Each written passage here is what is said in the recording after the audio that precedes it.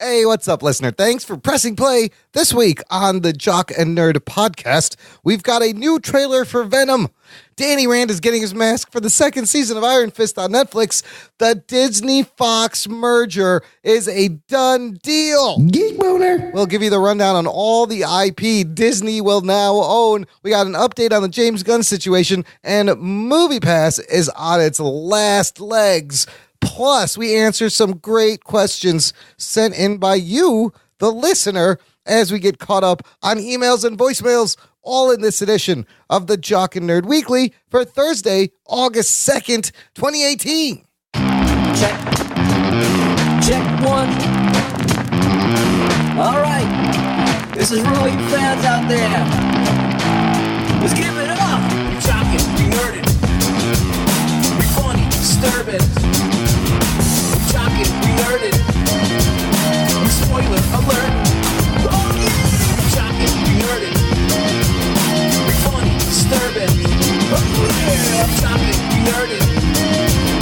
We spoiler alert. Give it up one time. Yo, what's good, listener? Thanks for joining us and hanging out. Welcome to the Jock and Nerd podcast, where you're going to get comic book and superhero, TV, and movie news, reviews, and whatever we choose. Jock and Nerd. I choose death. You do not choose death, Rock Boy. My name is Imran. My name's Anthony. He's the Jock. And he's the nerd. And that's the Rug Boy choosing death for some reason. Why, Rugs? Yeah, I'm sweating my fucking felty balls. Oh, no, poor Rugs. Oh, shit. It's no AC in your felty cave there, huh? No, it's just one of those unusually like muggy days. Yeah. And it's raining, and it's just for some reason stifling me with like I'm like I guess that it's not dry enough for like my my moisture to dissipate. What moisture? Your felt. Just go full bare Look, felt. that's what I'm Air saying. yourself I am out. absorbing I'm like a sponge. I'm absorbing what's in the air. Yeah, he weighs twice It's as like much suffocating me. as you usually do. Hang in there, Rugs. Maybe we'll get your mind off it and get you into some healthy debate here. If you are Probably not. Probably not. It'll probably just make you want to shoot And there's yourself. there's a fly in here. Oh, great. It's over. Somebody touch my spaghetti! Look, I'm giving you a warning. You might hear like a kerfuffle. Yeah. All right. Like it's me killing this thing. Well, you've knocked shit over in the past trying to get a fly on the show. It's but it'll just be hilarious. red because when I see this motherfucker, he's dead.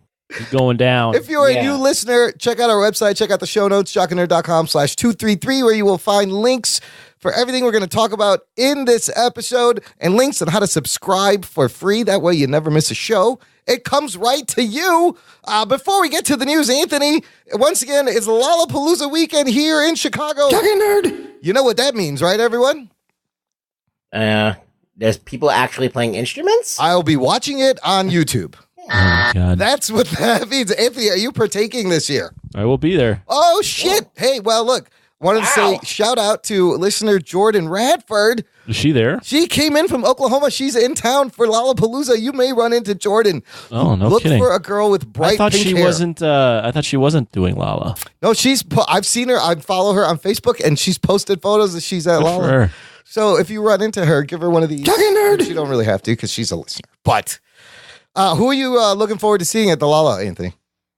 Tomorrow. I'm going tomorrow, so Friday, August 3rd. Bruno Mars is the big headliner. Oh, that's not Oh, bad. okay. Yeah. That's not bad. Arctic Monkeys, I think, is tonight, and then There's a bunch. There's a lot. there's a bunch. It's the always a weekend good is time. Saturday. Jack White. There's a bunch. Did you know that there is a full-on protest on Lakeshore Drive in Chicago right now to disrupt Lollapalooza traffic? Why? That's I stupid. forget why exactly. That's stupid. I don't I mean, know they why- might be protesting something noble, but to interrupt things that don't matter. Somebody is protesting some things, shutting down Lakeshore Drive, fucking things up for Lollapalooza right now in Chicago. So I hope that all works out fine and you get to the venue on time. I'll be there. All right, let's get to the news, you bastards. The Jock and Nerd podcast. And we should probably start with the whole Disney Fox thing, but fuck it. There's a new Venom trailer Oh, shit. out, and boy, do I have thoughts on the latest movie to feature Tom Hardy covered up, so he's muffled, and he's always, in every movie, he's got like a fucking face mask on with this guy. I don't understand what the deal is. I don't really like his face, do you? Well, yeah, I mean, I think it does work out better that way when there's a cage around your face in every movie. Okay, so this is the second Venom. It's technically the third, but I'm not counting that first fucking trailer that had no Venom that they should never have put out for some reason. So, second Venom trailer, we get a little more action. We see more symbiotes. What did you guys think? Can I just start with one thing? Why do trailers come with fucking pre-trailers these days? I don't understand why you're showing me They clips of fluff the you a trailer. little bit. They try to fluff you up a little bit. But I'm about to watch this. Why are you showing me something I'm Okay, the about to preview watch to right the now? preview. It's fucking ridiculous. It's ridiculous. You know what I came away with? Yeah. Is that Venom needs to go to fucking White Castle. Why he's a little skinny? Eddie No, Brock? he's always hungry. He's got Oh, his he mind is. on food the whole time. He likes it's very like in the 90s comics run, he eats organs and brains, and so Yeah. there's reference to that in I know. this. It was just a little heavy in the trailer. It A was little like, bit. Anthony, what did you think once this thing ended? Yeah. I mean, it's delivering everything I thought it would deliver. It's the worst of the comics in the 90s plus the worst of movie making comics in the 2000s. It is kind of a weird throwbacky thing. Yeah, it's everything that I thought it would be. It's one of those where it's like this is expectedly as shitty as I thought it was going to be. Do you think that's intentional? That you want to make like a throwback movie? Like from I don't know what their late intent 90s, is. early 2000s. I mean, Venom, whenever he gets full CGI and he's like in his body, he looks terrible. And with all that said, I just kind of shrugged my shoulders. I'm like, eh. I mean, I'm not mad anymore or anything. I'm not upset. I'm just like, this is what we're getting now. It is what it is at this point. Yeah, we know what we're walking into, which appears to be like a horror comedy thing.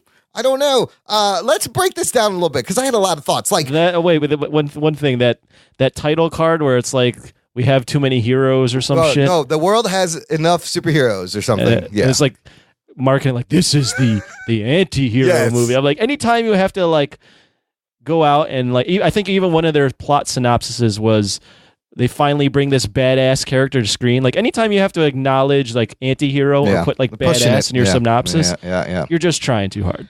They are trying a little bit hard. I will agree with everything you guys say. Tom Hardy's delivery still is weird to me. He sounds drunk, like in every line of this movie. He sounds stupid. He's like, my name's he doesn't Eddie Brock. sound like he could write a report. Yeah, I don't think he can write a fucking sentence. I'm not buying. He's a reporter. He's not coming off. Like, like I buy him as maybe like a mechanic. Yeah, exactly. Yep, yes, yep. He's definitely more of a Or a guy mechanic. changes their oil. I mean, those guys are probably smarter than Tom Hardy. Sure. I mean, I think you're and if he's like downplaying those sneaking guys. around, he's not like looking very inconspicuous either. No, He's wearing like a dirty ass hoodie, and he's like a bigger dude. He's just so goofy in this. Like, I don't get what kind of Eddie Brock this is. But I found out he is doing the voice of Venom. So I think every there's that. major actor or actress gets like one or two movies where they're like, I know it's gonna be shit, and I'm gonna just fuck around. And like, I'm gonna have fun with Anthony it. Yeah. Hopkins is in a Transformers movie. I think. Yeah. Yep. Like this happens. It does happen. That is, that was weird when that was announced. And I was like, the fuck is Hopkins slumming in this fucking Transformers movie? I mean, he's been in a lot of good movies, Tom Hardy, but he's usually, I mean, he was a hero in the Mad Max movie, right? Yep. So he was Mad Max. Which also he had a cage on his face in that movie. Yes. Yeah. So we finally get to see, we see a couple of new things. We see like he's going to communicate with Eddie Brock, not just in his head, but in reflection. But then the head pulls off and it's talking to him. What'd you think about that little I actually think scene? that's pretty cool. I think it's a nice way to show him fucking intimidating Eddie Brock, I guess. Yeah, that's not bad. It's just the CGI is bad. The CGI is very questionable. We finally get a full shot of him. He's huge and he's That's really when he looks the worst. shiny, and I didn't never imagine him being this shiny. Like, I think it makes it look even more fake. I said he looks like a hard-boiled egg. Yeah. With like black tar over it. So, yeah, and I also the dialogue. I mean, it doesn't bother me. Yeah. I mean, like, I feel like this Venom is. I'm gonna be the contrarian here. I Okay. feel like this Venom is way more on point than the one in Spider-Man 3. Well, this follows Like- this 90s series, which here's the thing is I'm not really familiar with the Lethal Protector. I stopped reading comics when this thing came out. I am familiar with the Venom that was in Spider-Man comics. Then when he went off and had his own title and the Life Foundation and all the multiple riots, I mean, symbiotes, and you see Riot and all these other ones. Like, I never read any of that shit. So I'm like, all right, this is like a different Venom, but it does seem very violent. and very just goofy at the same time. It's very strange. Yeah, I'm just talking about the way he looks. I mean, I don't know anything about those comics either. Okay, so visually he does look like that. No spider on the chest. Yes. Oh, shit. That's an important detail there, and that makes sense. Why would he have the spider? The Spider-Man's not in this. Yeah. What? Okay, so what did you guys think of Riz Ahmed as Riot, the other symbiote we got a good look at? He just looks like Venom with knives on He's his hand. silver Venom with giant axes. Yeah, that's going to be. I mean, we're obviously going to see more, but that doesn't look like the palettes are too easily distinguished. No, and then the scenes where they're fighting, like it's hard to tell what's fucking bad. going on. I mean, it looks. We have to call a spade a spade. When we said that Bruce Banner looked bad in the Iron Man suit when he's in the Hulkbuster. Yeah, this looks way worse when he takes off the mask and he's still in the suit. Yeah. I mean, that's Floating Head City right there. It's very floaty. Also, but at the same time, it's disturbing the way like his teeth curl back and come out. Like it's like a horror movie disturbing. I mean, that's not a bad way to show the effect. But yeah, it's totally floaty. It's just not quite right. No, they don't have it right. No. Yeah, that face reveal of We Are Venom. He doesn't look like he's there, or like he just, I don't know. He has a very weird look. Look, if this dialogue is the best dialogue they have that they're showing us, this is fucking horrible dialogue. But the Venom comics had this kind of cheesy dialogue where he's like, I want to eat your brains. I mean, the 90s comics weren't good. That's the one of the worst eras of comic book making. I mean, the turd in the wind line, I don't know. I don't know. The pancreas this is all lungs. based off of shitty comics. It is. So it is nailing that 90s shitty comics when they oversaturated the market and everybody stopped buying fucking let's comics. talk about, you're talking about late 90s. Like mid to late 90s. Like after the Clone Saga. Yes. When everything just started sucking. It just exploded. And there was like fucking gold foil covers and fucking chromium covers. So look, I'm really confused because like this does not look like it's gonna be good. Clearly, it will be a guilty pleasure at best. But if I can go in going, this can be a goofy horror comedy, and then maybe there's a good story in there somewhere. I don't know. It's definitely something I'm gonna rent, or I mean, I don't rent anything, but like rent. You going to Blockbuster? You gonna rent it? No, motherfucker. You're watching this the day it comes out because we are going to be talking about it on the shoe. If I have to, you have to. I'll do it. Somebody wrote something. I like this allusion. Somebody was like, "It looks like American Werewolf in London meets Blade," which I think it's kind of appropriate. It's like goofy, low budgety meets violent, fucking dark shit. I don't think it's that low budget though. I wonder how much money they spent on this. It feels like it's just not like quite there. There's not like enough quality assurance. No, it looks like it needs to be polished up a little bit more. Yeah. I don't know if they're gonna do it. But yeah, I was like, I'm gonna go see this, but like, this is not gonna be good. This is not gonna be good. If you saw this on TV, you'd think it would look. It's like sci-fi level though. It's like a good sci-fi movie, which is alarming because this character deserves better. And guess what? Sony, they ain't fucking done with him. They're gonna fuck up Kraven the Hunter because they have a writer for Kraven the Hunter, Richard Wank, who wrote Equalizer 2. So, but who's Kraven gonna hunt? Fucking Venom? Are they gonna do that? I got a little anecdote. Yeah. At work, Cam. Yeah. You know Cam. Yeah, Godzilla fan. He goes, man, that Venom trailer looks like shit.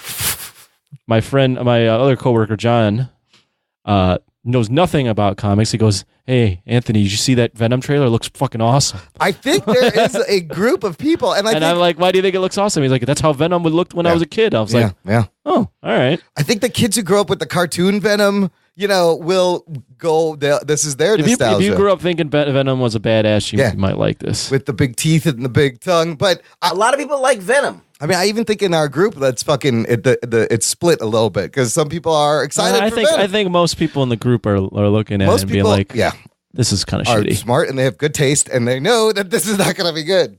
I think that if you go in and you're like, if you go in with an expectation of this isn't gonna like rock my world, but I could be entertained by it, I think it might be okay. I'm gonna go in with levels of expectation like Ben Affleck's Daredevil level of expectation. That's what I'm going in with this. Well, this is what I think. I think that the way that Venom looks as a character, I think is pretty good.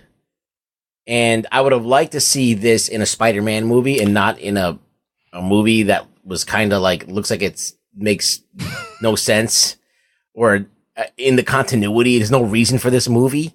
So like, it's like a waste of a Venom, basically. Yeah. It's like A little bit. it's like when they did like the Dark Knight scene in Batman versus Superman. Like, you just wasted that visual. Yeah, it had no place being there. And I think, like, so you see all these other symbiotes. By the way, he said symbiote correctly. Fucking Riz Ahmed did in this one. Finally. I think they made him say it differently. But Woody Harrelson. I think that was a girl that said it. It was the Symbiotes. Jenny Slate. Yeah, symbiotes. And he says it right. So, Riz Ahmed's playing She's completely not in this trailer, by the way. No, we don't see her at all. And everyone wants Carnage to be the bad guy, and there's the rumors of Woody Harrelson. I bet you what's going to happen. The last fucking shot, he meets Woody in jail, and as he walks away, there's like a drop of the fucking symbiote that connects with him, and then it just cuts to black, or that's like the post-credit scene, and that'll be the Carnage setup. They're going to do something stupid like that. Seems very predictable. It seems like a big mistake to not throw Carnage in this right away. I know That's a big fuck up right there. They're probably trying to make this a trilogy, but to go from Riot to Carnage, I mean, as a casual fan, you're just going, man, Venom's just fighting other Venoms. Yeah. I wonder how big of a hit this needs to be for them to be like, oh, this is good. All right, let's make the other ones. Let's make Silver and Black and Kraven, and let's keep moving. Or is this just going to fucking halt all production of Spider-Man-less Spider-Verse? And will Tom Holland be in this? Will we get a cameo in an R-rated? No, there's no need for it. There's no spiders. So. There's no need. All right, listener, if you want to get in touch with the show, let us know what you thought of the Venom trailer. Visit our contact page on the website, jockandnerd.com/contact, for our Twitter, our Facebook page, and you can join our exclusive closed group for listeners, the Jock and Nerd Nation. Jock and Nerd. Shout out to the nation and welcome new members, Dwayne Ball, Brandon Russell, and, oh, I love this name, Tumelu Tlau. I think that's right. Tumelu Tlau. Listen, thanks for listening. Thanks for joining the group. And Ruggs, I don't know if you've been paying attention, but the most craziest thing happened. There is now a Jock and Nerd Fantasy Football League. Bro, do you even podcast? Well, I won't be participating in that. League is closed. And it's all full. How many people are in this thing, Anthony? I think 16, 14 or 16. Shit, that's amazing. Yeah. Can't tell you, I both love this idea and am like simultaneously repulsed by the idea at the same time. Well, it is Jock and Nerd, Imran. It is. I love that you guys got together and put this together. Like, I love the idea of all these people because of the show now connecting. But this stands against everything my nerd core has ever taught me. I'm the sworn enemy of the Jock. Fantasy football. How fantasy is it? Can I fucking draft? He's going to make a comic book reference. Can I draft like an ice dragon or a fucking goblin? It's the most played out joke ever. Don't call it fantasy then. That's all I'm saying. You know what fantasy is dragons and shit. Not made up sports. Anyways, have fun. Oh shit. Have fun, nation. That's the stupidest thing I've ever heard.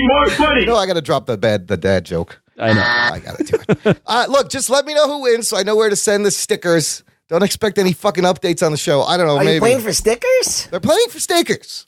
Anthony already has stickers. They'll get more stickers. No one will get stickers if I win. Oh, that's a good point. Everyone stop. We will update it on the show, the results. It'll be at the end of the show. This is the Jock and Nerd podcast. I understand. I just like... Yeah. I like immediately when people start talking about fantasy football, like I completely like I have an out of body experience. I love that the sports talk occasionally on there. It's great. It's great. Listen, I know you don't know what the fuck you're talking about, and you're sitting there like I don't know what they say. I just go. Well, that's why you do your little Jock things on the side. Yeah. I just worry about Imran. I just scroll past it. It's fine. It's slightly traumatizing, and then I recover. Oh my god! No, it's why? fine. I thought I got away from these people.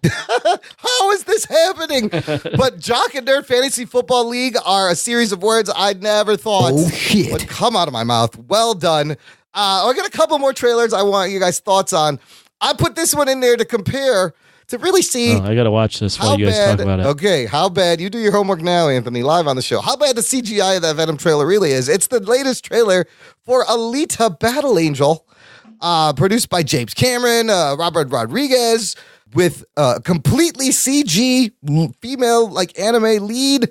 This looks like an amazing sci-fi action movie coming out in December. Ruggs, what'd you think of this trailer? I mean, it looks like it's going to be action packed. Yeah. It looks like it's going to have some crazy groundbreaking shit, but like, you know, it's a lot. There's a CG fest going on This here. is and, a CG fest, absolutely. The anime eye choice is a little dubious. It's a little bit like jarring. Don't you think they made the eyes a little? I read somewhere they were going to make the eyes smaller. They made the eyes a little bit smaller. They should make them a little bit more smaller. Okay, because I feel like they're a little bit smaller. It's still like not quite there yet. There's the uncanny valley there is still hitting pretty hard, but I have faith that this is going to be entertaining. I don't know how good of a movie it's going to be. I mean, who knows? It could blow me away. I've been blown away by sneak up surprise movies before. So you got Christoph Waltz playing up against CGI mocap complete character. This is based on anime, right? It takes place in America. Oh, this is America. Wow, the world building, the way it's like a future, like the world and the sets and the scenery look amazing. Yeah. I think the actual anime took place in America too. So I think that that's legit. And basically, I saw this movie a long time ago, and it's very stylized and super violent. So Movie? You saw the anime. Yeah. Okay. Yeah. And there is things that are right out of the anime. Like when the guy drops those claws down and like chain claws, that's like something right out of the anime. So like you see like she's a completely cybernetic person and she gets a new body, and there's like you see more bad guys with just robot bodies and human heads, and it looks fun. Like I'm kind of excited to see this. It looks like an anime come to life. Yeah. I just think that those eyes are a little bit dubious. She's badass in some of these action scenes. Anthony, what'd you think of this? I'm watching it as we speak. This looks pretty fucking awesome. Right? Doesn't this look sick? I think the CGI looks great. I mean, when she interacts with people, I mean, you can tell she looks different, but kind of almost like it fits. Yeah. Like they've done a really good job of making it all kind of fit together and not too jarring. Whereas like the Venom, when you get a wide shot of him and he's big, you're like, oh man, he's obviously like that's thing. different. Yeah. Whereas this is I think integrated. They've integrated this very well. Yeah. She feels like she's there, and it feels real. Like it's stylized, but they've worked with the stylized nature and she's made it supposed work. to be a robot, so she's not supposed to be like look human. Right. There you go. She's supposed to be stylized. That's the whole point. So she can look like whatever, and she happens to look like a girl with giant eyes. Yeah, she's supposed to look like a living doll. Oh, right. I'm excited for this in December. What this is like, and then after watching this, I was like, oh yeah, that Venom CGI is really bad. It's not good. It's not good. I'm still gonna enjoy watching that movie and laughing at it. The next trailer is kind of a teaser trailer, but there's one very important thing. It's for Marvel's Iron Fist Season 2. It's another short kind of teaser of Danny Rand having these flashbacks to him training in Kunlun, but you see the mask. Geek bonus. Oh shit, there's a quick clip, and apparently there's going to be multiple masks. So hopefully what we see is a beginning mask, because it kind of looks shitty. No, it's like a cloth mask. It's just, ceremonial. I don't think it looks all You don't think bad. it looks that bad? That mask is ridiculous, first off. In Yeah, comics. Yeah, it is. It is. So I don't really know how you'd pull that. I think that looks all right. I mean, I think if they streamline it, because there's a lot of like the dark eye part around the eye, like that looks a little weird. But if you in the comics, it's white, right? Yeah. Well, everyone's white. Like Batman has white. There's no pupils. All these masks. Nobody has fucking pupils. That's just how the mask works. But they're gonna give us the mask. I'm excited. I'm slightly looking forward to this. I am actually not dreading watching this. Can't be worse than the first. It's only gonna go up. Hopefully. Look, this is the thing about this is that this dude, he has to now redeem himself. Yeah. So if he doesn't, then it's all over. But there's a chance that he's gotten enough shit. Yes. Saying that his season was the worst of all the Marvel seasons. That maybe that'll motivate him to really, push himself. I think he is. I hopefully that does push him to train if they more just and keep get him into the it. same way he was in Luke Cage. I think they might have something there. A lot of it is in the writing, and now we got masks, so you could Just throw make him fucking stoned ass kung fu guy. just laid back fucking Danny Rand. And even more exciting, I think they finally learned second season of Iron Fist will be 10 episodes. Oh, shit. Nice. Finally. Shit. A big one for that. Wow. Did they learn? It only took them fucking 9 seasons and 8 years or whatever. Maybe they've 3 looked years. at this guy and they're like, man, this guy can't carry 13 episodes. Cut those Let's 3 make out. it 10. Oh, Well, geez. I'm hoping that I hope that's the not money, why. the financial decision. I think that if they were smart, they would take the budget of the 3 episodes they cut and put them into fight choreography and sets and stuff. Yeah, I mean, and if they're gonna get mystical and reinvest it into the show to like pump it up, make it better. if they're gonna go back to Kunlun and you have to make a CGI whole environment, or they're gonna get mystical, like you're gonna need that money. Don't. They're not gonna do that. A fucking dragon? Yeah, we're gonna have to see a dragon. No, don't spend it on the dragon. Borrow the dragon. I don't want to see the dragon. Have HBO lend you their dragon CGI model and just pop it in there. They don't have that money. Nobody will care. But 10 episodes. Finally, let's see if it helps. This is coming out September 7th. Will be the third Marvel on Netflix season this year. Wow. Yeah, they're giving us 3 a year. 3 seasons. And, we're getting 3 Marvel movies a year, but we may be getting more because let's just get to the big news. Do you realize, guys, in December, we announced of 2017, 6 months ago, was when we talked about Disney was buying Fox. In that time, Comcast steps in, makes a bid, Disney counterbids, Comcast backs off. The government lets Time Warner buy AT&T, or the other way around. I forget what happens. And the government even goes, all right, that's cool, Disney and Fox. You can buy Fox, Disney. Go ahead. The shareholders have finally approved the $71.3 billion merger. It is a done deal. Oh, shit. It's happening? For sure. Absolutely. It's happening. It's happening. It took 6 months. The X-Men, Deadpool, Fantastic Four are coming home. This means Disney will now own the X-Men, Deadpool, the Fantastic Four, The Simpsons, Avatar, Family Guy, American Dad, King of the Hill, Bob's Burgers, Alien, Predator, The X-Files, American Horror Story, It's Always Sunny in Philadelphia, Ice Age, Rio, and Blue Sky Studios that made those movies, Home Alone, Miracle on 34th Street, The Sound of Music, Planet of the Apes franchise, and Fox Searchlight Pictures. Holy shit. They own all that shit now. And more. And more. You just named a little bit. Yeah. Yeah, there's a lot of that shit. is the main, and then they're going to have the lead stake in Hulu, probably. This is crazy. Do you think there's enough time for them to put something in the next Avengers movie now? A I don't even know how scene? how are they going to backdoor some of these characters now? Like, I mean, you could do Fantastic Four now out of the blue. Yep. You can do that. Yep. So X-Men, that's a tough one because how do you just all of a introduce, sudden, mutants. Mutants just came onto the scene, so that's going to be weird for them to do. I don't know how they're going to pull that off. I think I thought I saw somewhere someone mentioned it. It might have been in the group. Might have been Velati.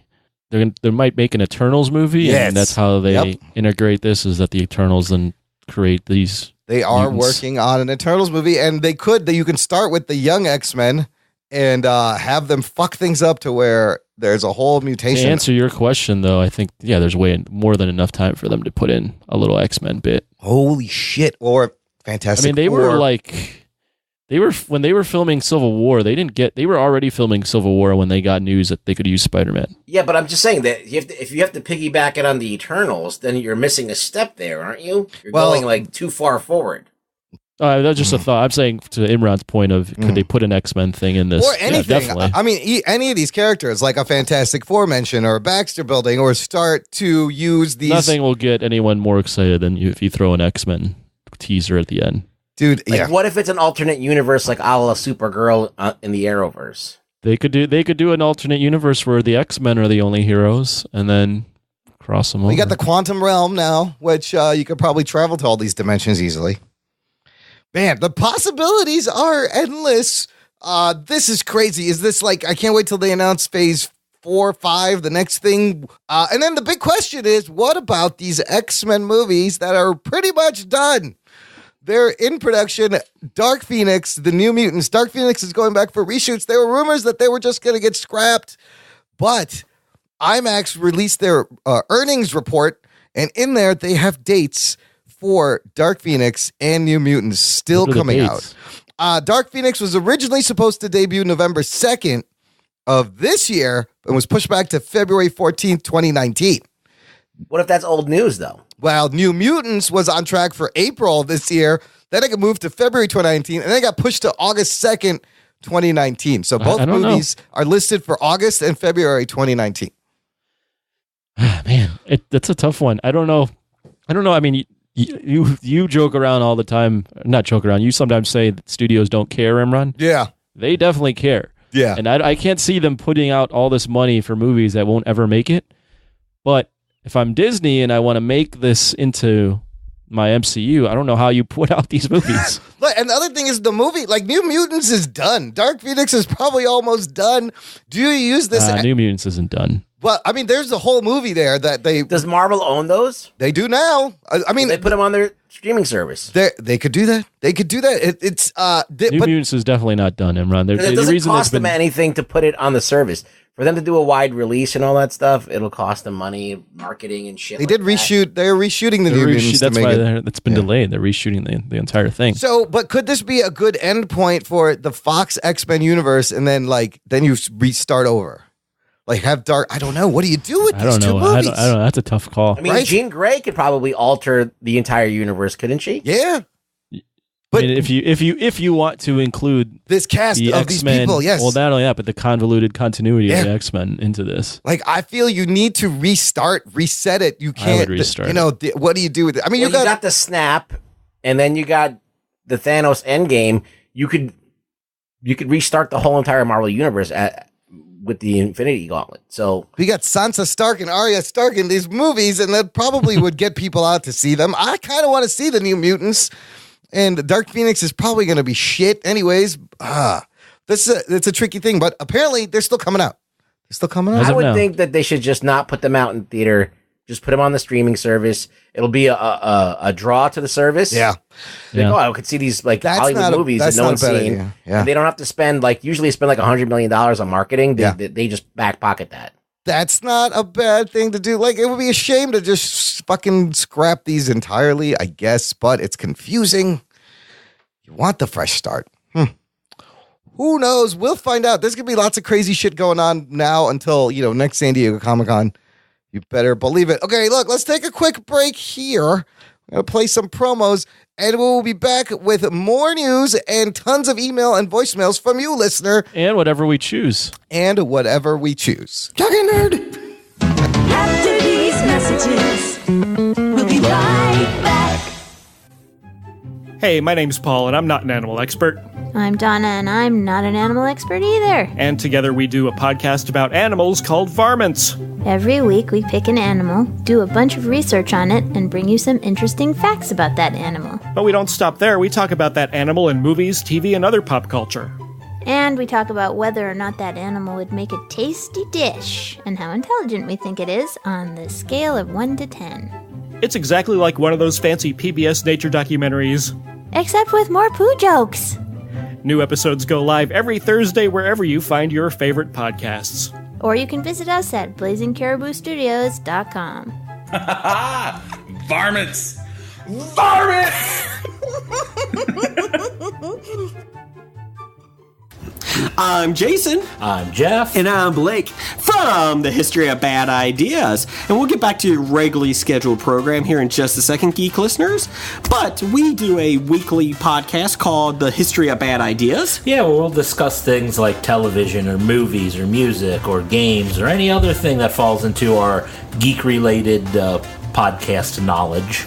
You can find us on Geek Life Radio, Fridays, 10 a.m. Eastern, 9 a.m. Central. Or Radio-Blitz, Saturday, 9 a.m. Eastern, 8 a.m. Central, or you can listen to us whenever the hell you want on iTunes and Stitcher. Check us out. Roger says goodbye. Goodbye. Doc and Nerd. Listener, join our awesome fan club. Visit jockandnerd.com/Patreon, where for as little as $1 a month or as high as whatever you want to give us, you get access to bonus content, a whole nother RSS feed, a whole nother podcast, Jock and Nerd podcast feed just for our supporters. What's in there? Well, this week I saw Mission Impossible Fallout, and I decided to record a quick review and put it up just for our Patreons. And holy shit, that movie is amazing. Probably one of the best action movies I've seen. Yeah, I want to see that in a long time. It's a spoiler-free I always like review. the Mission Impossible movies. This is a franchise that gets better and better. It's 22 years old, and it still manages to get better. Amazing. Check that out. I've been saying that since day one. You have. You've always been a big supporter. Fucking Tom Cruise is a fucking maniac, but the stunts in this movie are worth the price of admission. Go see it on IMAX. Listen to... That dude doesn't like to fail. No. He learned how to fly a helicopter. Oh, shit. Who fucking does that? It's amazing. He broke his ankle jumping across a roof. Yep, jumping from building to building. The guys. Oh, do you know that's that whole thing with the mustache gate? Yes. With Tom Cruise? Yes. Are you going to talk about that? Well, I did mention that in the review. I think that he could have shaved his mustache off. And in fact, I read Christopher McQuarrie said it would have been okay for him to do it. Well, what happened was they needed that dude. What's his name? Henry Cavill. Henry Cavill for Justice League. Right. And he had the mustache. So then they're like, well, listen, if we shave the mustache, if we get him for the reshoots, if he shaves his mustache, we'll pay so you can remustache him with CG. Well, they were going to give him like $3 million or something. Yeah. Yeah. And they're like, no. And then they're like, why don't you just give us $3 million? And then you could have, and they were like, no. So they're like, fuck you. Yeah. You take off the mustache. So they did that. Yeah. And then Tom Cruise broke his ankle. Yeah. And they had to stop anyways. They had to stop anyway. So he could have totally shaved it. He had plenty of time to do it. He totally could. And the thing is, like, there's close-ups of him on giant IMAX 70mm screen. Like, I think it would have been fine. Even if he let it grow back a little bit, they were going to shut down production. But yeah, all that didn't need to happen. We didn't need to have a floaty lipped Superman in Justice League. I mean, it's weird. One of the things that fucked that movie up. Not the only thing. It's not completely that fault. But the mustache did not have a plot point, which is what I was hoping, that this mustache was going to be important to the story. Did you see that clip of him, like, when he's fighting Tom Cruise in the bathroom, that he makes his beard appear? No. Like, there's one scene where, like, he pumps his fists. Yeah. And I guess it's it's an edit. Yeah. But he must have had like a little bit more fuller of a beard the next day. His beard pops. So it looks like his beard gets fuller. I did not see that. That's crazy. It's all over Twitter. I will have to check that out. Yeah. Back to the fan club. Here's some other fun shit. If you join up $10 a month or more, all our fan club members who pay $10 or more get to pick a movie for us to review. And it's quickly turned into pick a movie to force Anthony to watch that he would never watch. He doesn't watch him anyway. Which is also hilarious. Look, we've done 2. We did The Crow. People love that. And he watched it. So Matthew Lawrence, last week, Anthony, he updated his tier to that. And I've confirmed his movie pick is the movie starring Hugh Jackman, Zendaya, Michelle Williams, The Greatest Showman. Is that the Magic movie? No, it is P.T. Barnum. It's a musical about P.T. Barnum, who invented the circus, Barnum and Bailey's Circus. Fine. Okay, Rod Hans wrote in finally. He was the last one to pick his movie. He writes, I have finally selected the movie I would like to have reviewed for the $10 tier that I'm at. I would like Zack Snyder's masterpiece, in quotes, Watchmen. Oh, shit. Reviewed by you guys. I will let you guys determine if it should get a what the fuck happened treatment, but since... Director's cut or like the theatrical version? That's a good question. Ron, answer that for us. Ron sent us that answer. He said, since I don't think we'll be getting a Zack Snyder movie soon, I thought this would be fun for me at least. I'm down with both of those picks. I'll watch anything. You know that. So that's great. I don't think Watchmen's a what the fuck. No, I think we just review it. Yeah. I think you just review it, yeah. Yeah, we can. Because we didn't what the fuck Man of Steel. We shouldn't what the fuck Watchmen. You can't what the fuck Zack Snyder. I think Watchmen's a better film Batman than versus Man of Steel. Superman. Yes. By far. Yes. So it'll be interesting to kind of watch some quality Zack Snyder. Both great picks. You can also force Anthony to review a movie. As long as you give me an outlet to watch these, I'll watch them. Well, I'll figure it out. We'll get you the movie. Join the fan club, jockandnerd.com/Patreon. Back to the news. We have to update everyone on the James Gunn situation that has still been continuing. You guys probably already know the story so far. He got fired. He was making 10-year-old jokes tweets about little boys. Yes, and Disney fires him right away. 10 days later, the cast of Guardians of the Galaxy posts this really heartfelt, poignant letter in support of him. Everyone signs it. They fully support James Gunn. And then rumors pop the next day. Disney meeting with James Gunn for possible rehiring. Oh, shit. Everyone's heart got a flutter. We all kind of want to see this fucking right-wing hit job not affect this guy's career. Plus, he wrote and directed, this is his baby, Guardians. But Anthony, ultimately, next report came out, Variety, Disney unlikely to rehire Guardians of the Galaxy director James Gunn. Exclusive from Variety, and basically what it breaks down to is they're not going to rehire him. They're going to be looking outside of the MCU for a replacement. So we're not going to get like Favreau or the Russo brothers. I don't think he should be rehired. Well, okay, we'll get to that in a second. They claimed that they did not know about the tweets. Somebody touch my spaghetti! That is the biggest fucking bullshit that I've ever That heard. is so much bullshit. I actually believe that. Really? Yeah. Explain yourself. I mean, why, at this, I mean, when they hired him, which was, 2012, maybe? Yeah. I mean, even though that's only 6 years ago, 5 years ago? Whenever they fucking hired him. I mean, we've gotten crazier with the tweets. We're looking up the tweets. But I don't think people were looking up tweets back then and being like, hey, you said this in Twitter back whenever. But the thing is, in 2012, he already apologized for these tweets. It was already a news story. I don't think they were. How did they not know? Okay, besides the tweets. I don't think they were looking up this stuff. James Gunn directed Troma Films. Slither.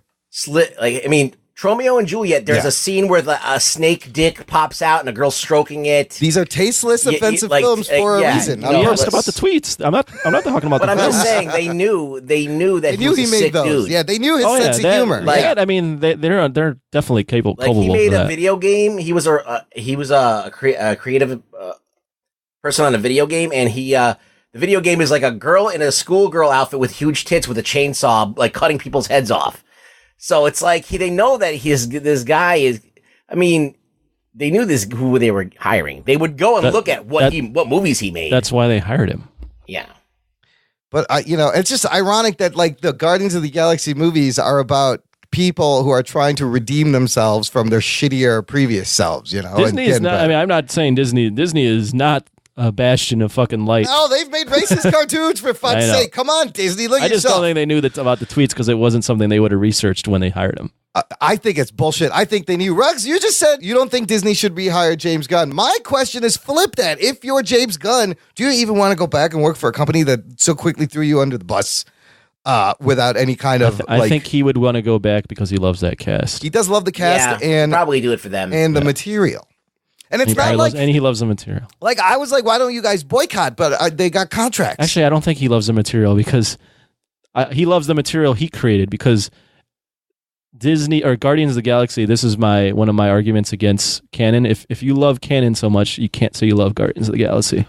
It's its own thing, for sure. Not at all. Guardians of the Galaxy was a shitty comic for the most part. I know, but it's still not canon. The characters were not... I mean, I read it because I was into Silver Surfer and Thanos and all that shit. And he took the characters and, made something that people would like, the populace would like, but it wasn't true to the comic in any way. Correct.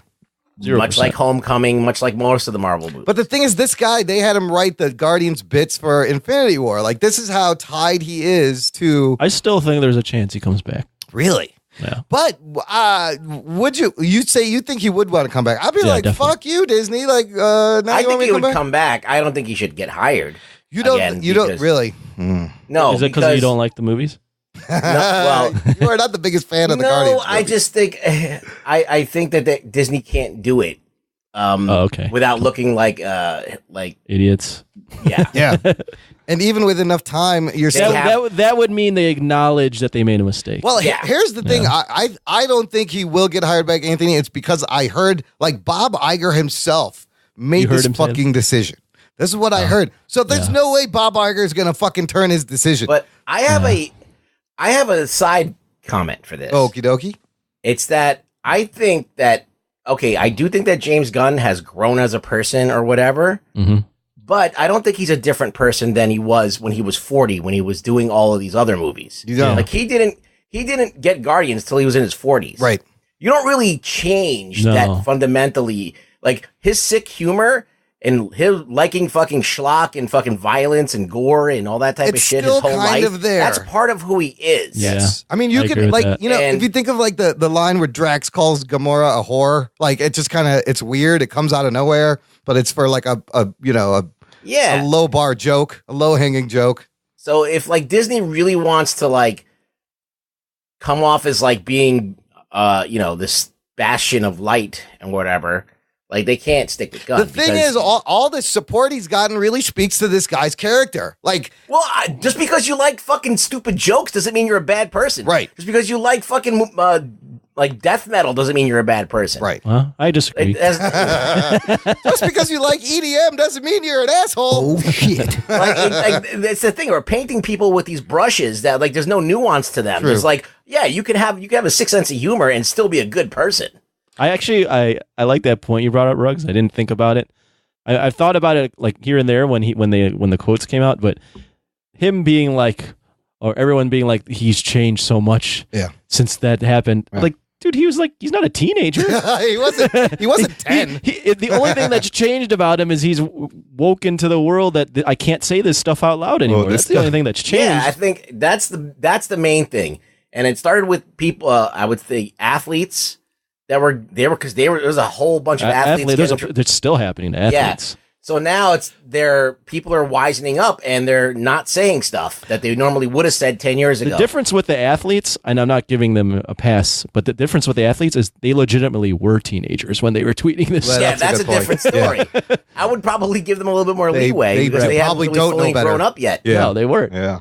But I don't know. I just feel like that it's not that people are this woke thing or you're just aware that you can't say things anymore. That doesn't mean you've changed. Yeah, it doesn't mean you still don't think that shit is funny, or you don't think that like all of a sudden you can't watch a Dave Chappelle stand-up comedy anymore because it's too mean, or Bill Burr because it's too mean. Like, I don't know. Also, I like your example, Imran, too, and I'll list another example of how he's still basically the same guy. Guardians 2. Yeah. The part where everyone's dying, like where he's shooting the arrows and the people are falling from the sky. Yeah. Like when you really think about it, that's just kind of a sick scene in a Disney universe where everyone is just falling. You're to watching the ground everyone get murdered right now. Because everyone's getting murdered by this flying arrow, and he has this it's played for laughs. Yeah. That's just his humor. That's the way he is. There is his humor, and he slipped it in, and he got it by. And like sometimes it works, sometimes it's like, what? Did he really need to make a horror joke there? I don't know. But the other, yes, he did. He did. It was funny, and he needed to make it. Okay, and he did. I don't know. I mean, it's a joke. It is a joke. But look, there's another angle. If you look at, he's collateral damage of this Michael Cernovich, because this guy went after him.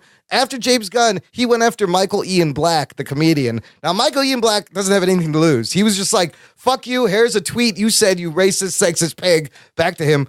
That stopped him there. Then he went after Dan Harmon, creator of Community and Rick and Morty, and Dan Harmon quit Twitter because he had made some like bad movie back in the day that was out there, or like some short. But this guy, who hasn't? I know, but this alt-right dude is just like he's an assassin at this point. He's just coming after people for no reason because of this pearl clutching fucking mainstream society that's becoming like. Well, it's on both sides, Imran. The reason why this guy started doing it is because. There was so much virtue signaling and all this stuff for like Roseanne, just mundane things, and then Roseanne is the thing that set it off. Yeah, right. But like forever, like you just say anything. We're in the middle of a mob war here. He has weaponized what the left was using as a weapon against them. It's crazy to even think about it like that. Like he has turned their own guns against them. Now, what do? Do you turn it back and re-weaponize it, de-weaponize it? I think what happened is there was this whole James Gunn thing is great in a way because he had to be like the sacrificial lamb for people to be like, whoa, what are we doing? Yeah. Right. We are now. If you are on the left, you are now overreacting to someone that was on the left. Yeah.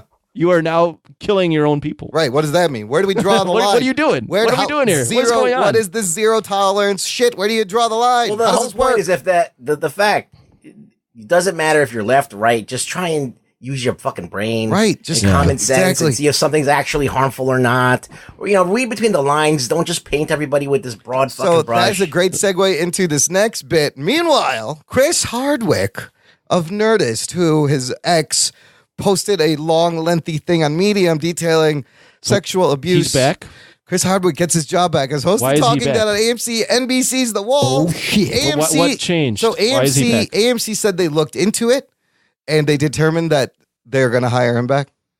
And are they they're taking the stand that she is fabricating this stuff? I don't know. I think that there wasn't enough.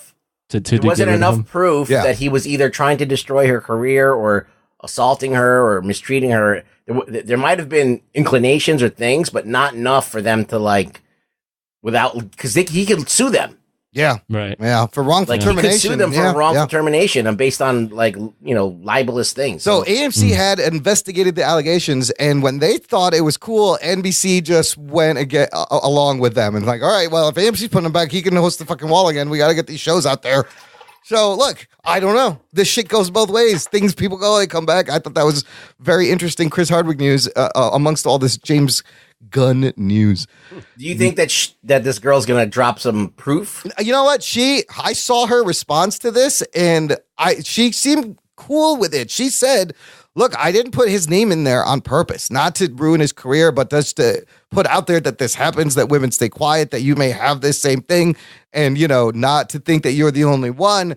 She seems content with the decision. So I don't know. I don't know. Interesting. Yeah, very interesting stuff. Let's move into some crazy casting news and a couple of awesome movies coming up, like the Joaquin Phoenix Joker movie that they are actually making. This is being made. This movie's going to have Zazie Beetz. This is crazy. Who was Domino from Deadpool. Bob De Niro. Oh, shit. Fucking Robert De Niro. I call him Bob. We're on first name fucking terms. Mark Maron.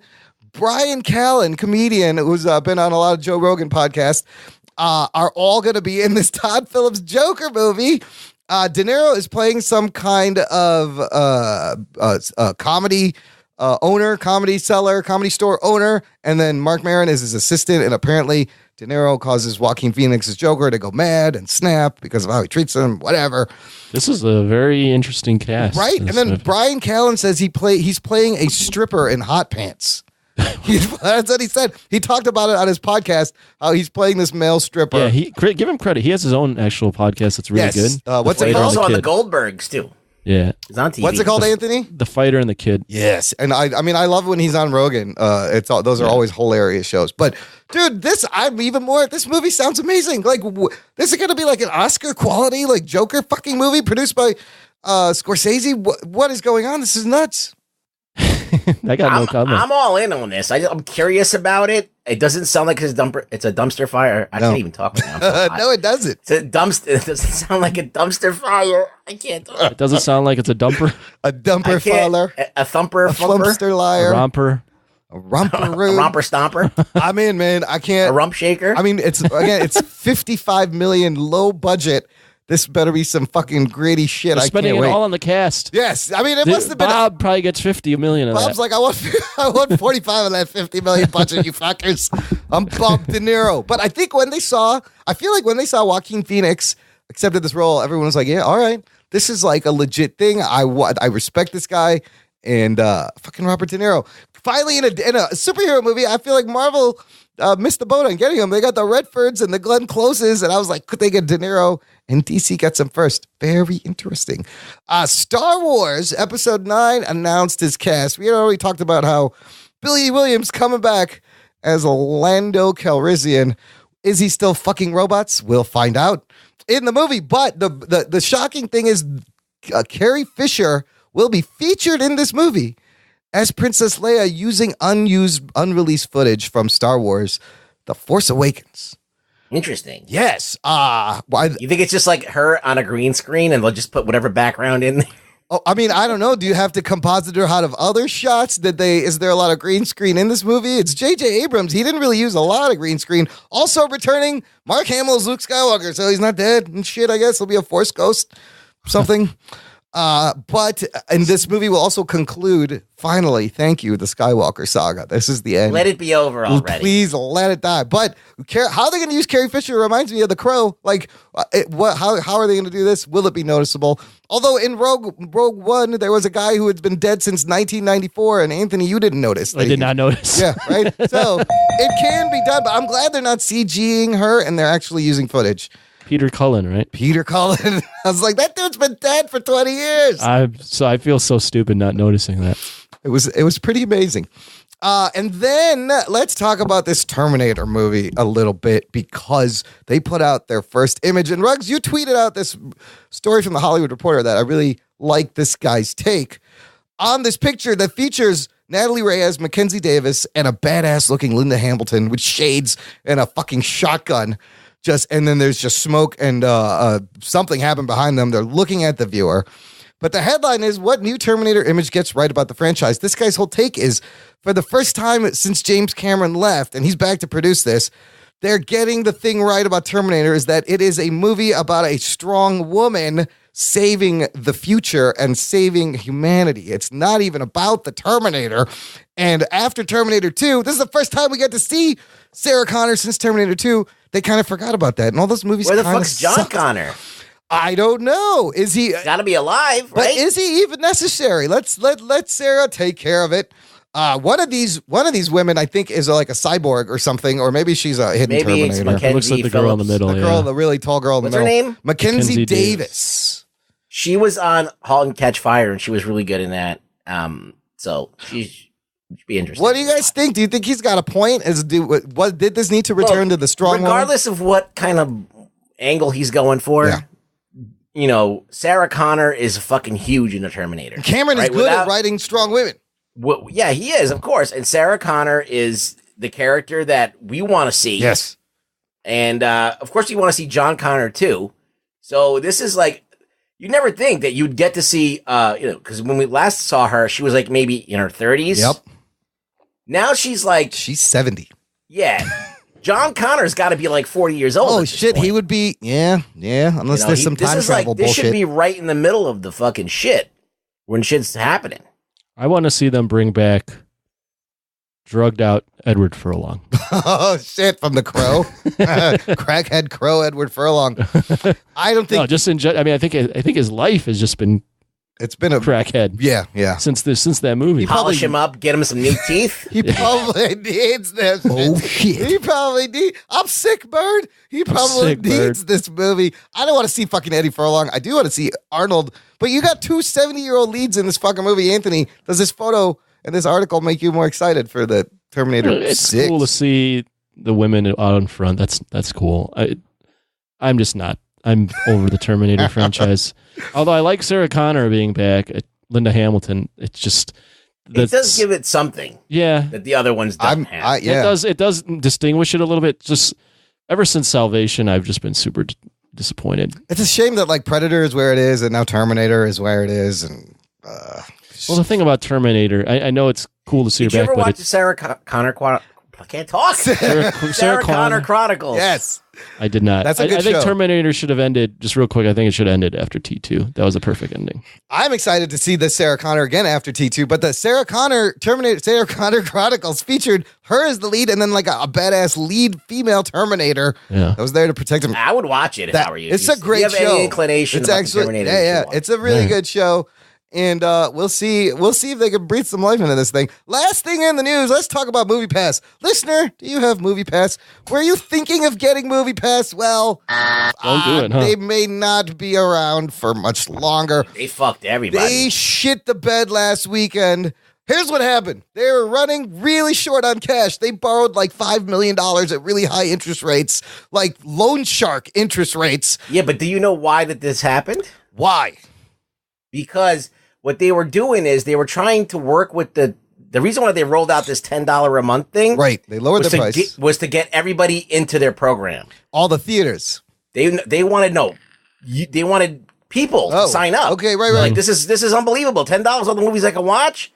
And then they were going to use those people, those memberships to like basically racketeer the theaters into giving them a cut of concessions. Oh shit. Right? They're strong arming the theaters them. were like, fuck you. Yeah. Yep. So they're like, okay, so now we're going to, on our service, we're going to start taking theaters out that can use the movie pass.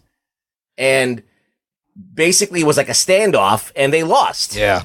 The theaters didn't cave. And now they were hoping that they were going to run out of loss until the theaters caved and gave them a cut. And then they could get some money. Then they would be solvent. And they ran out of money. So it was a fucking cock game, and they lost. And they called their bluff and they lost. So that led to outages in the service all weekend, customer service problems. People couldn't call. They had blocked out tickets to Mission Impossible. You couldn't buy tickets to Mission Impossible Fallout. So afterwards, how do they remedy this for the customers? They said they're going to raise their subscription fees from $10 to $15 to pay back that loan. And they're going to prohibit users from buying tickets to major studio films in the first 2 weeks of their release. The minute they send this press release out, their stock dropped to 49 cents. Oh, shit. It was $32 in October. Wow. So they shit the bed big time. The bed huge last week. In fact, when I saw Mission Impossible Fallout, AMC has already started promoting their service called Stubbs A-List, and I think it's going to be a hit. I think they watched what MoviePass did, and it's great. 3 movies a week, whatever format you want. You can buy it right on the fucking phone. Reserve your seats, no problem. Sounds very promising.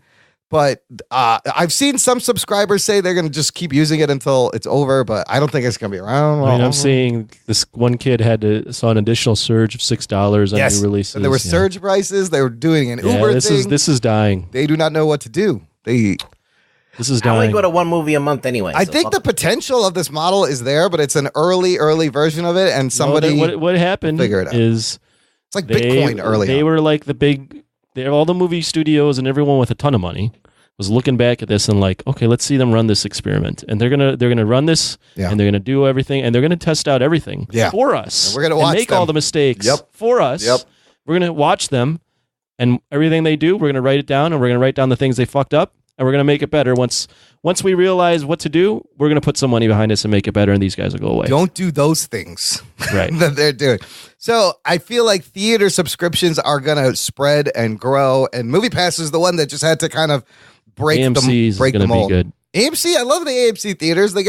Their theaters are great. The Dolby Theater is great. The IMAX. Watch Mission Impossible Fallout in IMAX if you can.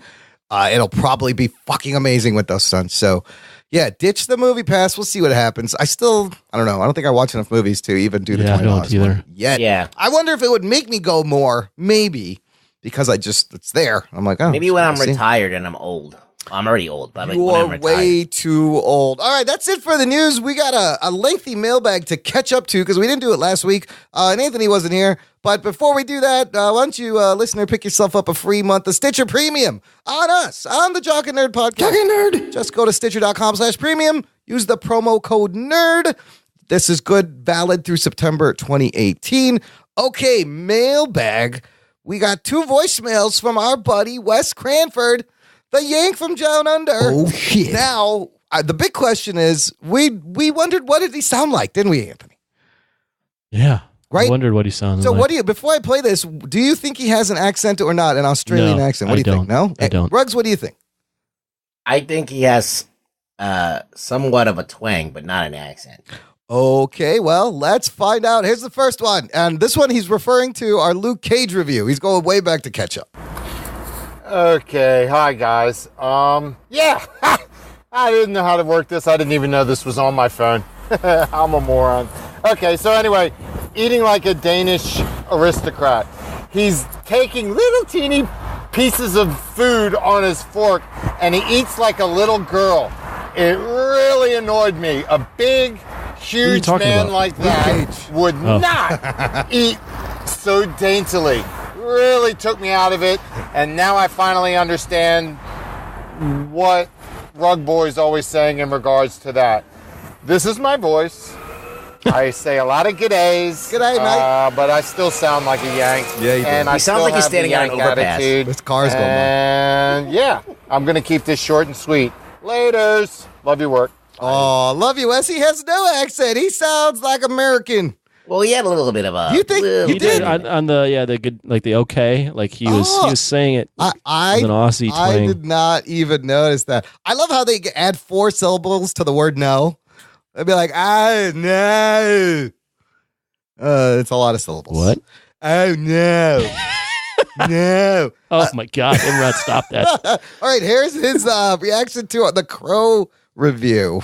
G'day, Jock and Nerd. G'day. It's Wes from Down Under. Just wanted to touch base with the Crow. Yeah, fucking love that movie. And it was mostly because of the music. The way you said movie was awesome. My era, as I graduated in 82, and that's when I destroyed myself the most. And music had a big part in it. And I listened to all that alternative, and it was a fantastic soundtrack, even though I'd been listening to most of that music 10 years prior.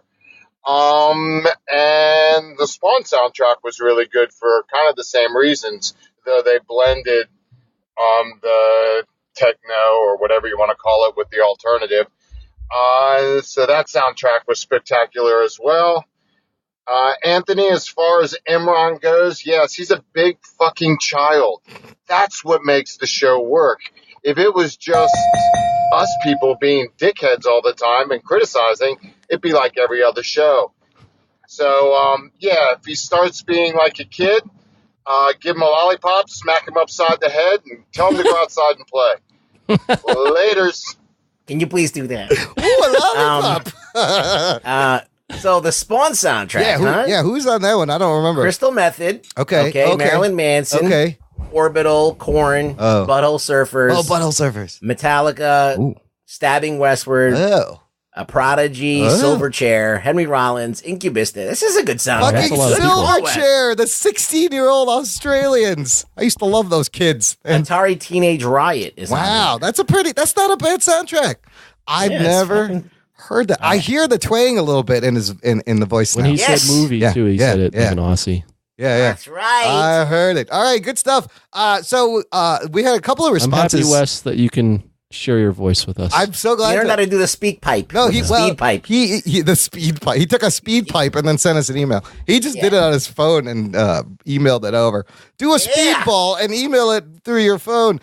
We had a couple of great responses to the Crow review from John Bellotti Jr. and at JHULSF on Twitter. Both of them in their comments made the same observation, had the same idea, and it didn't even occur to me. Brandon Lee would have been an amazing fucking Neo in The Matrix, and he would have been amazing John Wick also. Basically, he would have taken all of Keanu's roles where Keanu is badass. Put Brandon Lee in. I mean, he had speed. Oh, he would have been good. But Brandon Lee could have done the speed too. He would have been good in that. So I thought that was, I like him in Speed. Oh, you like him in Speed? Yeah. That's where I fell in love with Keanu. I liked Keanu in Speed as well. I loved the Sandra Bullock in Speed.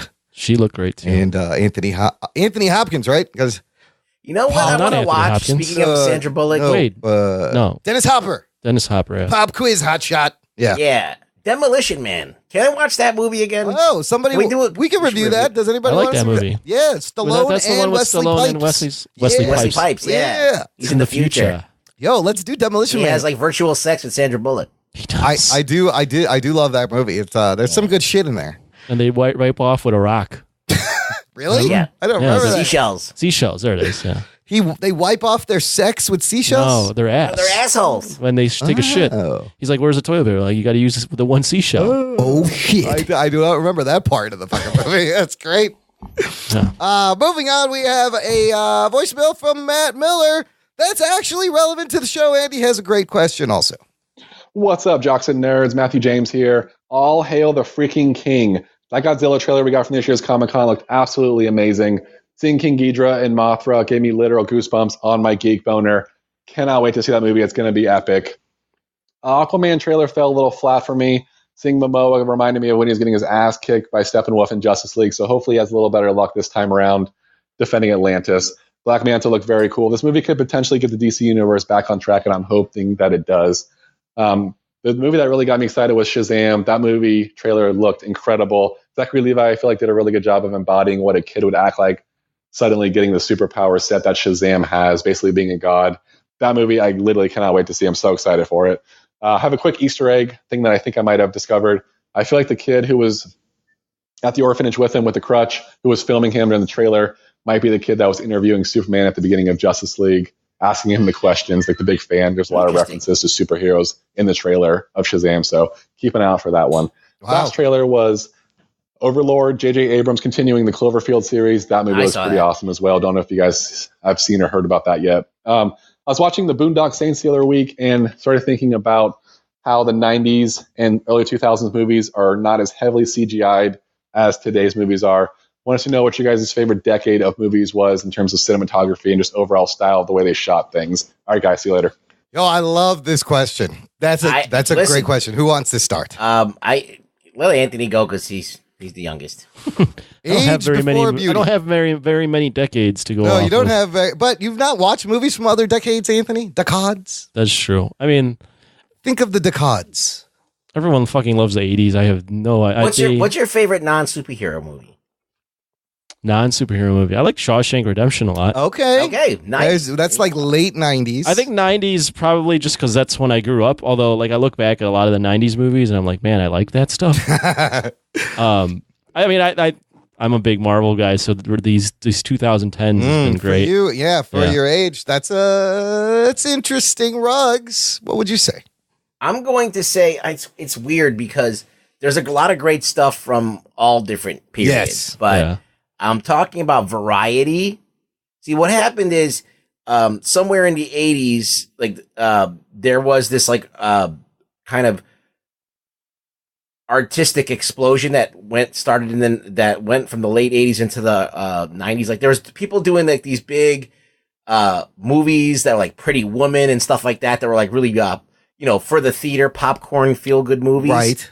And then there was like this dark undertone that came with like all these indie filmmakers, and they started getting hot, and like Quentin Tarantino and all these things. And David Fincher, all of these guys that wanted to really like Darren Aronofsky. All of these guys that were trying to like push for something different, and it was like very Kubrick like. Yes. Where they were like, so like there was a bunch of guys in that Kubrick era that were really awesome, and then there was like De Palma and all those guys like that, and now you had this second resurgence. So you had like The Godfather and Kubrick and all, Scorsese and all those guys in the 70s, and then it kind of lulled into this like popcorny type, real 80s campy, like just family films. Yes.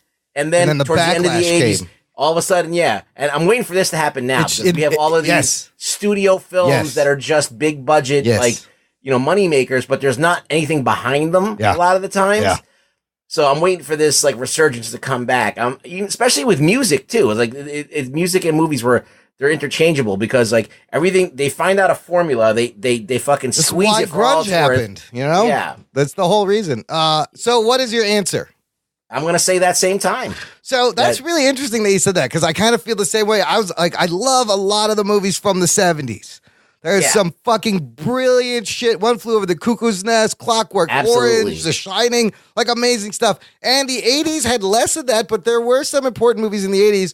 But then for me, like you, Ruggs, it was in college in the 90s. I was really getting into filmmaking and auteur directors and their work and looking at these movies. And for me, the 90s, the Quentin Tarantino age, the mid-90s, I loved everything. When True Romance, Pulp Fiction, what's the other one with Woody Harrelson? Natural Born Killers, Pie, Darren Aronofsky movies. Holy shit, that was a great time for movies as well as the 70s. So I'm going to say 70s and 90s. Yeah. I think also before this whole, the Disney bought Marvel and started making all the movies. Yeah. I feel like that we had some really cool ideas, especially with Batman and stuff like that. With the like the Matrix. Where do you count that? It's late. It's like 99, late 90s. It's kind of 90s. The next wave. That was the next wave. And then they had so much potential and they blew it in their fucking sequels. You assholes! What were you doing? You just went the wrong way. That Matrix movie, really, it really opened up a whole. The Matrix movie's an all timer. I mean, that was as big as for movie making as like Pulp Fiction was for people making, we're going to make non-linear movies that are gritty with big characters that shoot each other because like everyone loves that now. And then they had the same thing when The Matrix was like, holy shit, you could do this. I mean, there's still great indie films now. Yes. You just have to find them. They're harder to find, exactly. They're not making billions of dollars. Right. Like the whole thing got into the corporate head of these companies like, dude, we can make billions of dollars. Right. We don't no longer have to make like a couple $100 million. We can make fucking billions. So they won't even look at anything unless it has that potential. But you still get movies like The Big Sick, which is an amazing indie artful movie. Right. And I was surprised came out, in this time the way it did. Right, Very but good. Was it? I mean, Pulp Fiction was like everybody went to go see. Seven. Everybody went to go see. Yeah, it wasn't like that. Yeah. Fight Club. Everybody went to go see. Fight Club. See, that whole era, dude, that's the best fucking decade of movie making right there. Holy shit. All right. Louis Paz checking in with a really good question. What's up, guys? It's Louis. I'm sure you guys are going to cover this on your next show. What everybody thought was a possibility or speculation and a what if is finally a certainty with Disney buying out Fox. I'm sure you guys have already heard of this by now. So I'm curious to know, who do you think, without going way too big, because I feel like everybody you talk to is like, X-Men versus Avengers or this or that.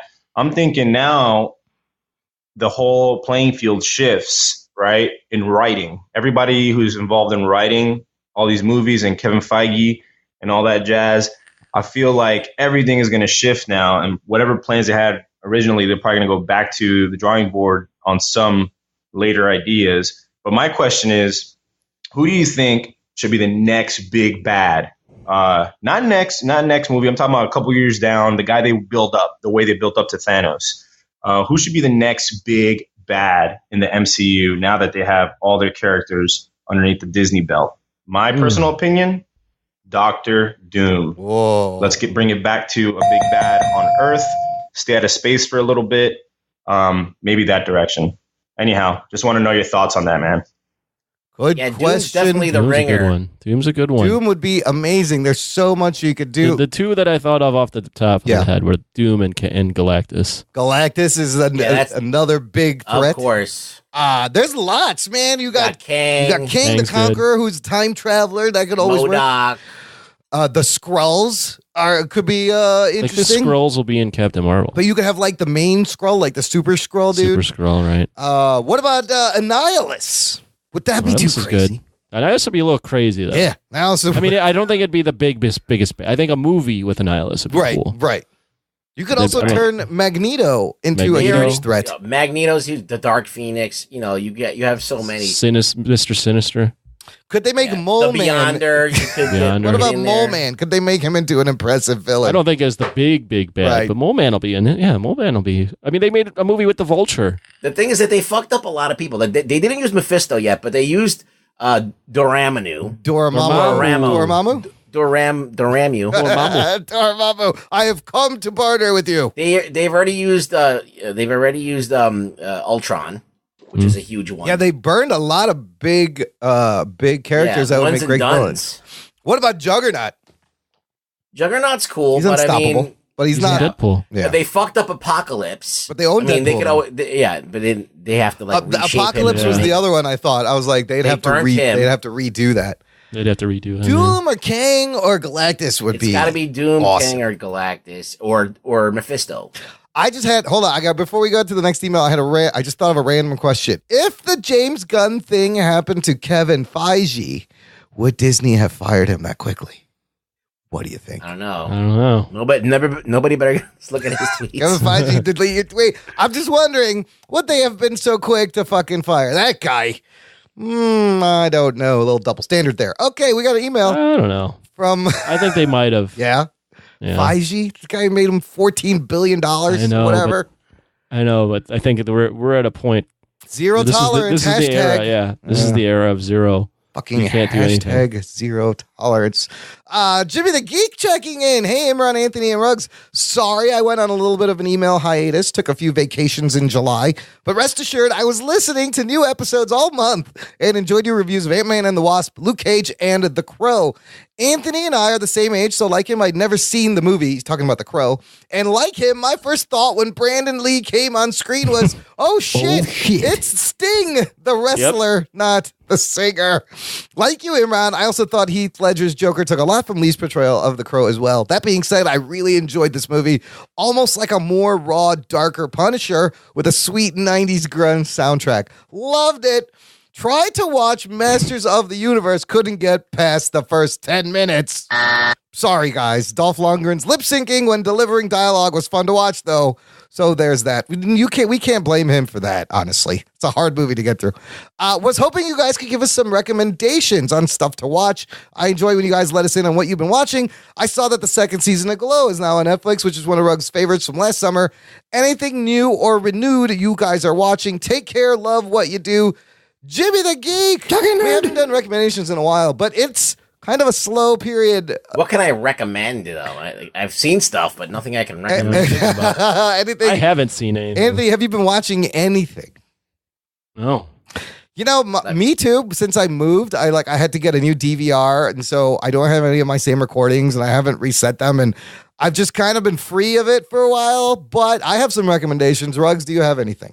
I could pull some out of my ass. Well, let's start with the one he mentioned, Glow Season 2. If you saw the first season, you will love the second season. It's lots of fun, easy to watch. Mark Maron is great being Mark Maron. I got a recommendation. Okay, what do you got? It's on. I've been watching a lot of YouTube. Okay, videos. that counts. So if you ever watch Cinemassacre's reviews of horror movies or Godzilla movies, they're pretty fucking funny. And they're pretty good, so I enjoy. I'll recommend the Cinemassacre channel on YouTube. Did they do like every Godzilla movie? He did every Godzilla movie. I've seen that guy's really. I've seen really some of shit. those. He loves he loves horror like no other. I think you told me to watch one, and I've watched one review where it was an hour and 15 minutes, and he reviewed every Friday the 13th movie. Oh my god, all in an hour and 15 minutes. Yeah. Wow, it's not bad. All right, Cinemassacre movie reviews. Ruggs, you got another one? Well, I didn't recommend that. No, you have That was another me. one. I'm saying, do you have? Do I have another one? another You'd one? have to have had one to had another That's one. why. to run. That's what I was saying. All right, well, I got a bunch. No, All right, go ahead. Go in, Ron. Go in, Ron. Was there somebody? Is there a problem? Cloak and The way you asked that question was off, but all right. go ahead. What I'm off, but whatever. Cloak and Dagger tonight is the season finale, and like there's this show and the next show I'm going to mention are actually two shows I look forward to right now. Fucking Cloak and Dagger is amazing. I can't wait to see everyone. The season finale will be great. You can catch up by the time this show posts. Also, Sacha Baron Cohen's Who is America on Showtime. Oh, yeah. 3 episodes. Holy shit, is it a fucking unbelievable? The things he gets people to reveal and say without even like leading them into it. It's glorious. It's so good. And then on Netflix, there's the show that I binged that's hilarious called Cooking on High. Basically, this guy who is a YouTuber got the show. He gets 2 gourmet chefs who cook with cannabis. I tried watching that. And then he gets 2 guests to come. They eat the food. They let it simmer and get really stoned. And they come back and they rate them. And one of them wins and gets the cup. It's completely ridiculous and hilarious. The best parts are when they come back after the meal for their opinions because everyone's just fucking giggling. I thought it was kind of funny. Okay. I finally saw. To be a huge pothead to enjoy that. Maybe, because you learn a lot. Actually, the other guy on there is like a cannabis connoisseur, and in between there's clips where he'll teach you about the strains and what they do and how to cook with it. So you learn stuff about cannabis, but it doesn't hurt to be lit while you're watching it. Also, because you get really hungry. Is that the old school lit? Get the munchies, yeah, lit like a Christmas tree, motherfucker. Whoa. I finally saw Creed, everyone. Oh shit. Believe it or not. I recommend that. It's very good. Good. And Baby Driver. Good movie. That's a fucking great movie. Amazing driving stunts. And then like in the summer, I just watched my guilty pleasure shit, which is honestly, it's America's Got Talent, World of Dance, and American Ninja Warrior. I love those. Right. I love those in this hour. It's all bullshit. Okay, Yeah. let's go with Rug Boy's viewing list. Okay. Here's the rundown. Okay, so my taste when I'm not watching superhero stuff is all over the place. I like stuff that has good acting and that keeps you kind of roped in with either the characters or whatever. So for character work, it's depressing, kind of a depressing show, but still interesting. Is I'm Dying Up Here. Oh, I love that show. Yes, on Showtime. It's a fucking great show. It's about a stand-up comic comedy club in the 70s. Yeah, in the 70s, it's based off of reality. Like Jim Carrey is a producer of it, and I'm sure he's using like the Comedy Store and all that stuff as like a basis. Out west, but it's in Hollywood. Yeah, it's very cool. Great show. Yeah. So that's definitely, it's dramatic. It's not as funny as a comedy show about a comedy club should be, but it's good. Great writing and Yes. character work. Absolutely. All right. I'm going to also go with Goliath. Oh, what's that starring one? Billy Bob Thornton. Oh. It's on Amazon, and that is a lawyer show. Basically, if you like Breaking Bad, you watch Goliath. Basically, because it's basically the same thing. It's like Breaking Bad is like an old guy who's smarter than everybody else, but is like fucked up. Yeah. And this is the same thing. Billy Bob Thornton is a fucked up, like, drunk lawyer who used to be, Nice. like, the top lawyer in his field. Yeah. But he's just a fucking fuck up and a drunk. And so he, like, loses everything. He's living out of a hotel room. Wow. And then a client lands in his lap that he has to go up against this big corporation and these fucking lawyers that hate his guts and want him, like, not, because, you know, he used to work with them. And it's just him, David, and Goliath going after I this saw big... that on Amazon. I was wondering what that was about. The first 2 episodes, you might not know, but by the third one, you're like all in because it's just fucking sick. And I really enjoyed it. It goes places that shows don't really go Better or anymore. worse than Ozark? Ozark season 2 is out. Ozark's great too. Yeah. I like it just as much. I think they're both kind of comparable. Okay. What else? what the fuck else was I? What else you watching? I watched the next Godzilla anime. Oh yeah, it was boring as fuck. Oh no, that's what everybody said. It was basically the same movie over again. Oh, why? I don't. People just talking for the whole movie. Yeah, so I don't recommend that. I saw it. I don't recommend. There's still it. another one. Are they finally I've been going to have watching any? this show. It's old. Yeah. It's called Red Oaks. That's also on Amazon. Okay. And that's like, I watch it because New Jersey was in the description. Wait, there's a New Jersey? I watch anything. I watch anything East Coast. So it's like, it's about like a kid who's working at like a golf course, a tennis court, a country club, and basically it's set in the 80s, and it's just like a comedy kind of stoner type. What's this called again? Red Oaks. Red Oaks. Yeah. On where? Amazon. Okay. Yeah, it's just like look, there's eye candy. It's good. Sounds Check it good. out. Sounds good. What else you got? I don't know what else. Did you finish the first season of The Tick? The rest of it came out. No, I started watching. I started watching that too, and then I never made it to the end. Me neither.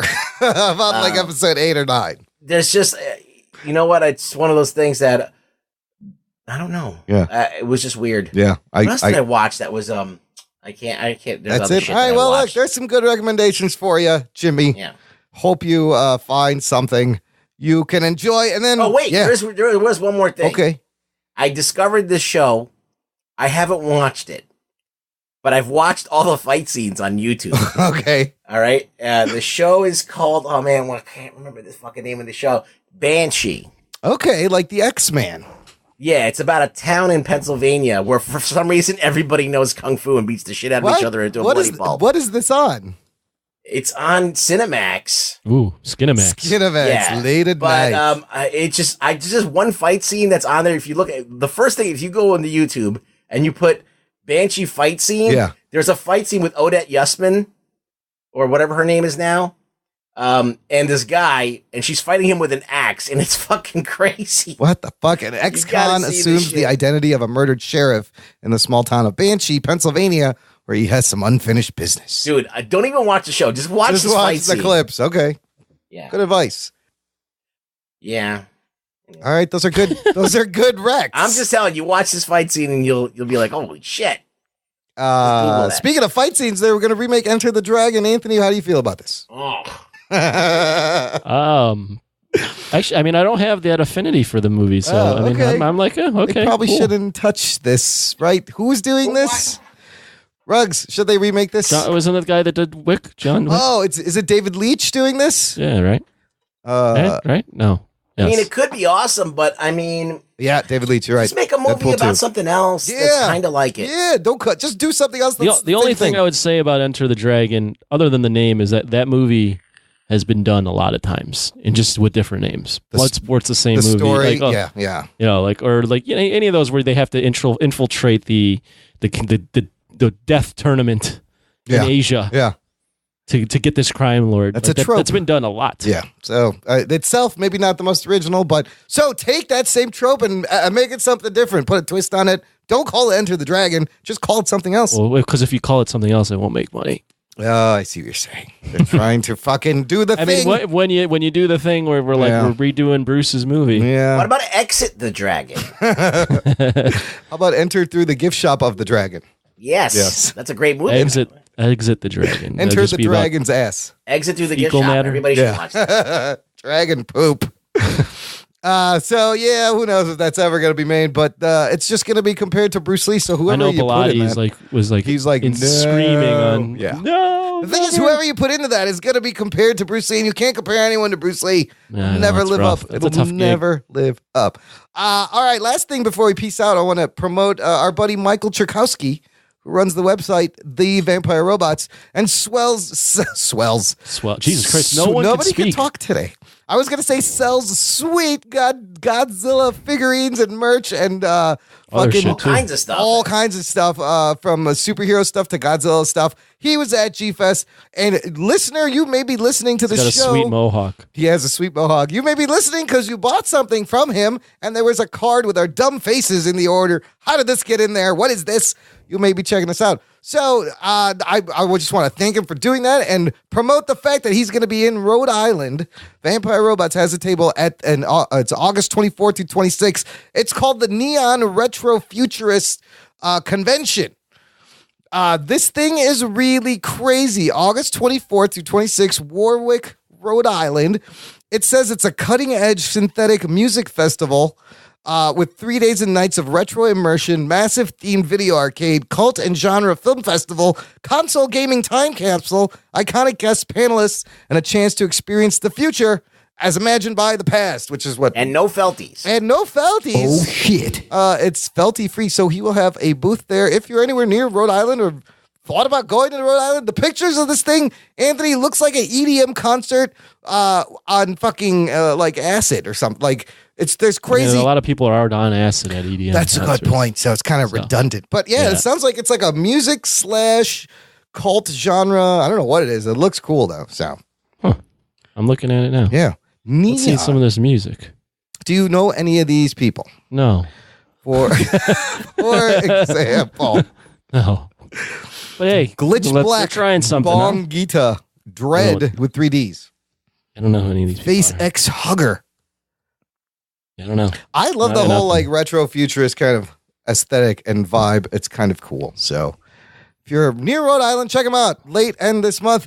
And that's about it. Listener, thanks for hanging out. Subscribe to the show. You can find us wherever you can find podcasts. It's free. You never miss a show. Tell a friend. Spread the geekery. Thanks for listening. This is the Jock and Nerd Podcast. My name is Imran. My name's Anthony. He's the Jock. He's the nerd. We'll peep you next time. That